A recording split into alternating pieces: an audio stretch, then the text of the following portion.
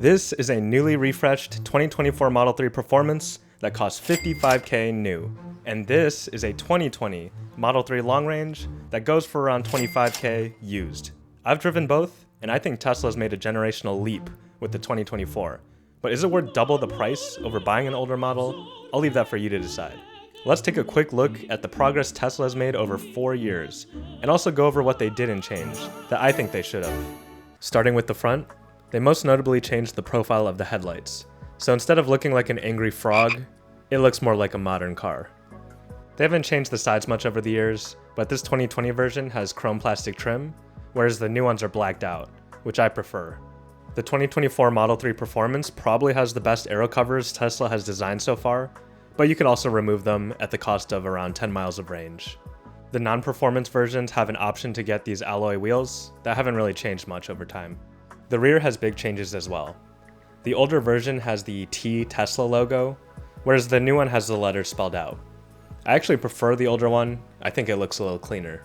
And the older version's brake lights are in 2 pieces, so when you lift up the trunk, it splits the light in half. The new one is more angular and is all in one piece, so it all lifts up in one go when you open the trunk. I think the new one looks a lot cleaner. The diffuser was basically non-existent on the older Model 3, and on the newer ones, they added a more prominent diffuser on all the versions.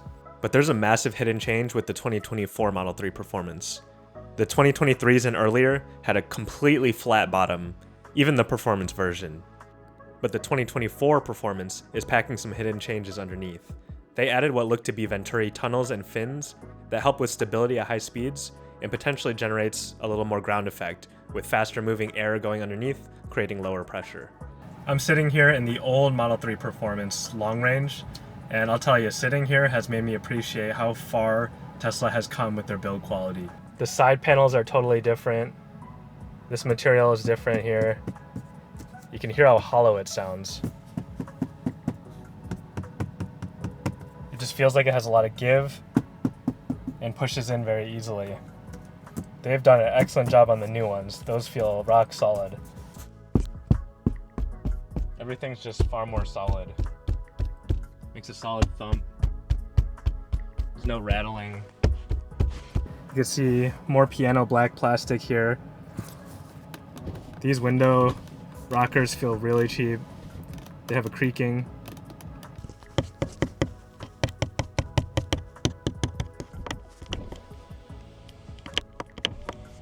This one is not really in that great of a place. It's just kind of wedged between the door.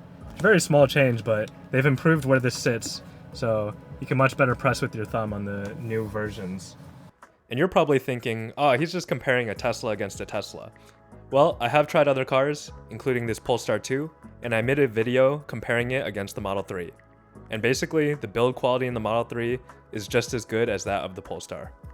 They've greatly improved how the grips feel when you put your hands right there. These ones, they don't contour to the hand very well, at least not after I've tried the new ones. The back doesn't have much contouring or shape to it, so the new Model 3s are much better in terms of feel.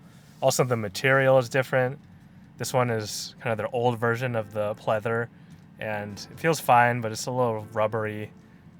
You know, it doesn't feel like real leather. And I've really come to appreciate the center consoles on the new 2024s. These ones have the old piano black plastic.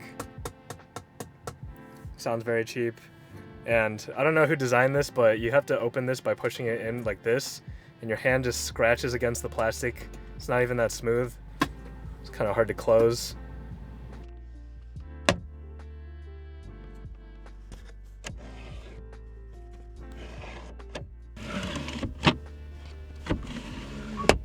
The glove box is bigger. I prefer the closing system of the new ones, but this one has way more space than the newer version. I will say the seats, they are much softer on this than at least my 2024 Model 3 Performance. They do feel more comfortable on a longer road trip, but they don't have the big old side bolstering on my new Model 3 Performance, which really has helped me on the racetrack and during some canyon driving.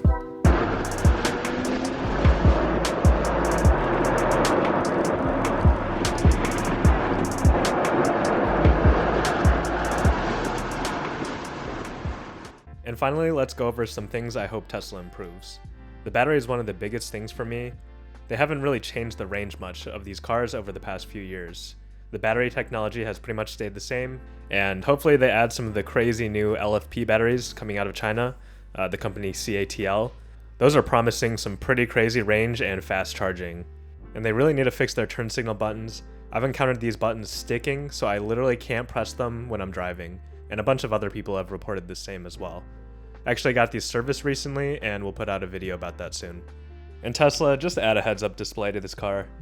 There are so many car companies out there that are doing cool integrations with their heads-up displays, and even just a little speed hologram or something like that on this car would make it way better.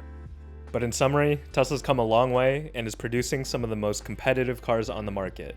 Please subscribe if you like this. It will help out a small channel like mine. See you for the next one.